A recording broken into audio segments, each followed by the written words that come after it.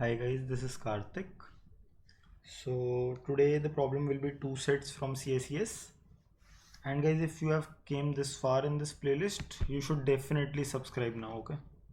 So make sure that you subscribe and let's start. So the task is to count the number of ways in which these numbers 1, 2, so until n can be divided into two sets of equal sum. So for example, if sum equals to 7, they have shown this example here. We can divide 7 into two sets like this, and here you can see that the sum of the sets will be 1 plus 3 plus 4 plus 6, that is 14, and here also it will be 14. And you can try out the other examples also, but the idea here is that given these n numbers, divide these numbers into two sets so that all the numbers are used up, okay? And the sum of the two numbers, the sum of the elements of both the sets is equal. So basic idea is that, yeah, you can try out all the other set also, the sum will always become 14. So here also the sums are 14. 3 plus 5 plus 6 is again 14. Yep. So the idea is that if this sum of all the elements is capital S, divide them into two sets so that the sums are S by 2 each in both the sets. So let's move towards the solution. First of all, let's make a few observations which you guys must have already made by now. Otherwise, you can pause the video, try to make a few observations. So first observation is that the numbers given to us are contiguous and they are the first n natural numbers. So the numbers given to us are 1, 2, 3, so on till n. We are given n. So we are given the first n natural numbers. The second observation is that the two sets have to have the sum equal to 1 plus 2 plus 3 plus so on till n divided by 2. And both of the sets need to have this particular sum, okay? S1 and S2. So the sum, this particular value turns out to be nn plus 1 by 2 is the sum of the first n natural numbers, and nn plus 1 by 4 will be the sum you want in one set, okay? You have two sets, each of the sets need to have this sum, so that overall sum becomes nn plus 1 by 2, okay? So in your case, when n equal to 7, then 7 into 8 by 4 equals to 14, and you saw that every set in the example had this exact sum 14. So that's all right. Third observation is that if you're able to select a set having the sum, let me call this Sn by 4, okay? If you're able to find one set that has a sum Sn by 4, then the remaining elements of the array that did not get selected for that set make up one more set that also has the sum Sn by 4. Why? Because overall sum has to be Sn by 2, that is nn plus 1 by 2, and if one of the sets has half of the value of the total sum, then remaining elements obviously make up the remaining half. So I just need to select one set, other set is automatically the required set.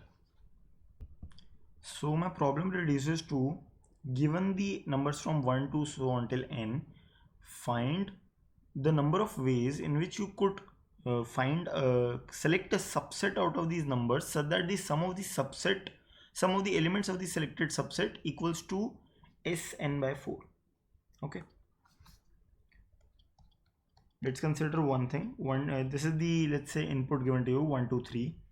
I can divide it in 1, 2 and 3, or I could divide it like 3 and 1, 2. So in this particular problem, they are not counting these to be separate ways.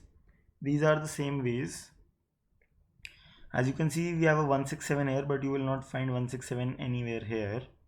So if I consider these cases to be like separate and not the same, then my counting will be easier, and in the end I could simply make a divide by 2 and I will eliminate the sets that I've counted twice.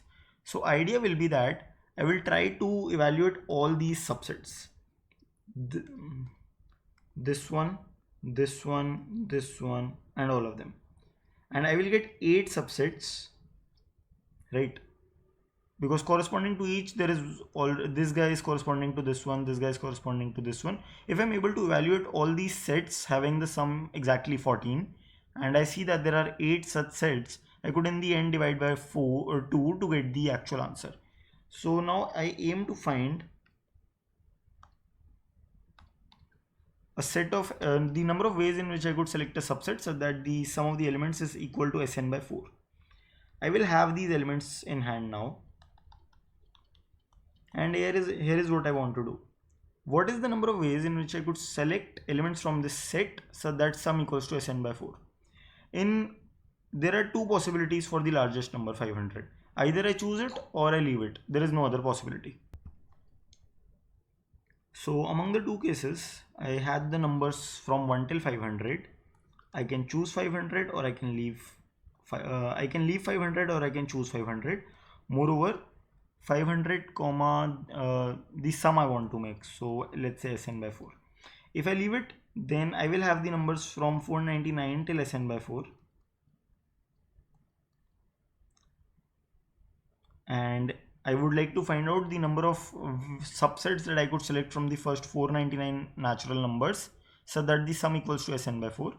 If I choose 500, then from the first 499 natural numbers, I would like to select a subset so that the sum equals to Sn by 4 minus 500. This is the entire idea here. And with this intuition, I will be defining my DP state. So DP of I have the first I natural numbers and I want to make the sum x. Then what are the number of ways? Ways to form x given first I integers. Okay, this is your DP of x.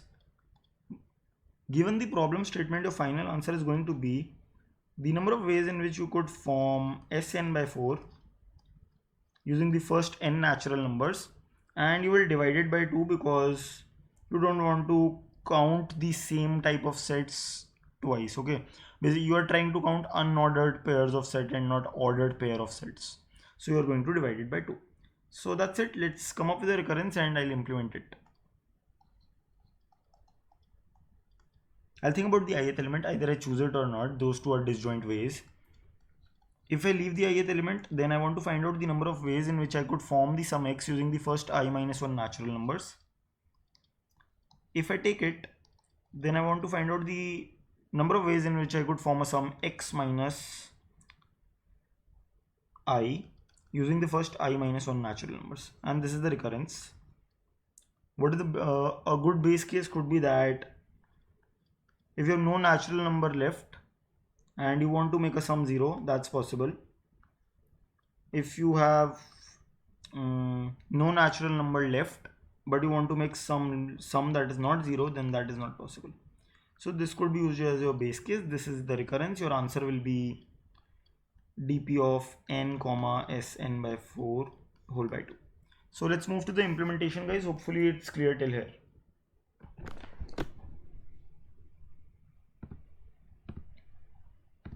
So I will take the input n. I will declare a dp array. Let's say LLDP n plus 1.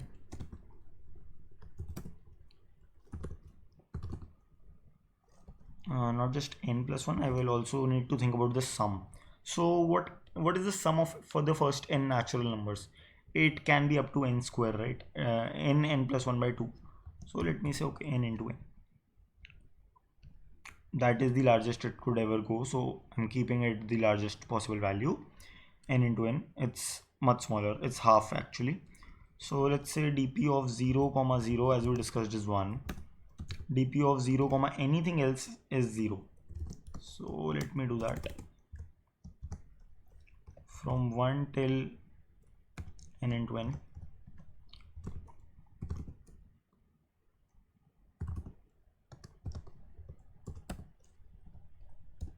This is nothing but a for loop if any of you is confused. Now we'll evaluate dp of I for various values of sum. Given first I natural numbers, I will try to evaluate how many ways are there to basically make a set, choose a subset of the first I natural numbers having a given sum. Let's say I want to make the sum x, and x can be anything from 0 to, here I'll use an n plus 1 by 2. It will make my code a little faster.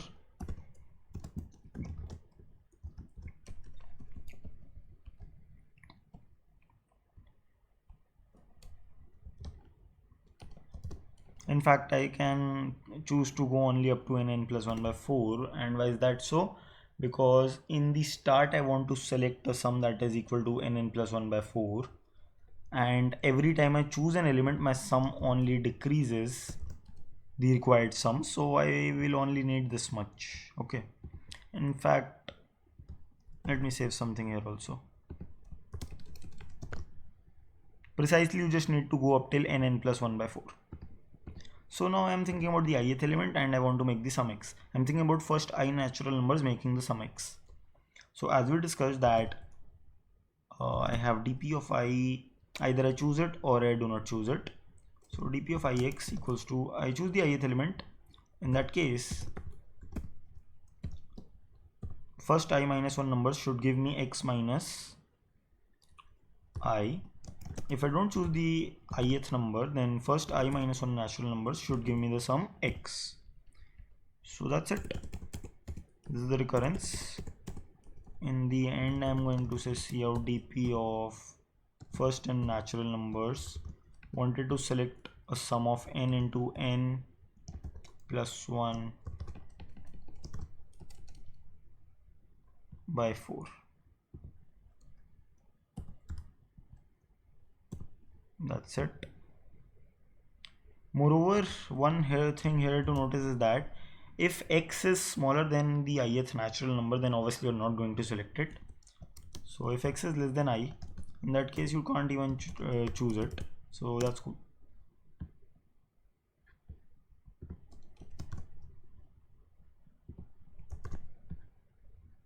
Let me just try if it's working. So we're getting 8, and I said we want to divide by 2 so that it's now counting only the ordered pairs of sets, not unordered pairs of sets.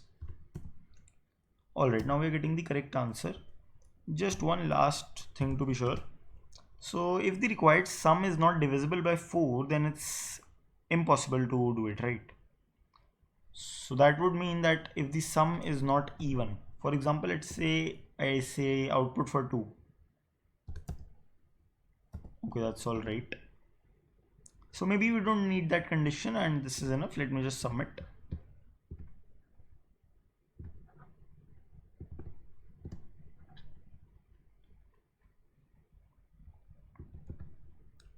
Sure, it will give me a wrong answer because I need to print this modulo 10 power 9 plus 7.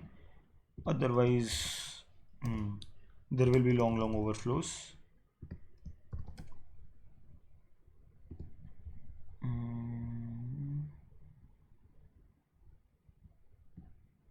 And yeah, I also need to handle that case. If the sum itself is not divisible by 4, that means if n plus 1, if this thing is not divisible by 4, then my answer is obviously going to be 0. If n into n plus 1 modulo 4 is not 0, then simply cout 0.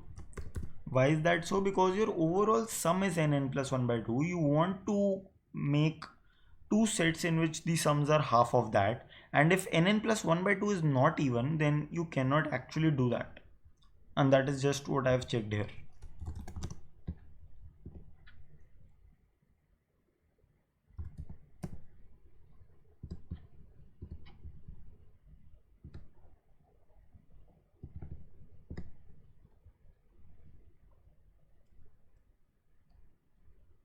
Okay, it's giving me a wrong answer again. Let me just quickly check what it could be. So here it looks like modulo problem.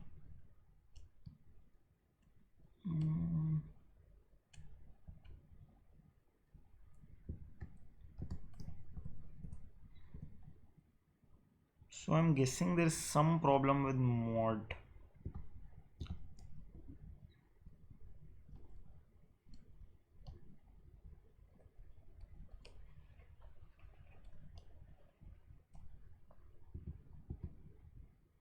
Okay.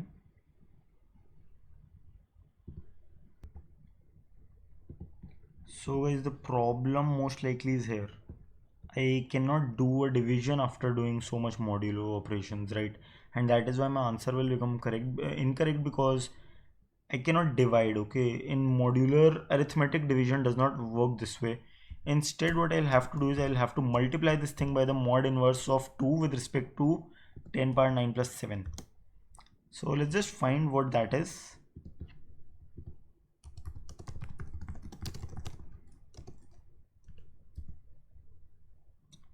Maybe there is some calculator. I'm sure there must be some easier way of knowing this. Of course, we can write code, but we don't have that much time, neither do we require it currently. So we're getting this thing. Instead of dividing, I will multiply it by 2, the inverse of 2. This will do the trick.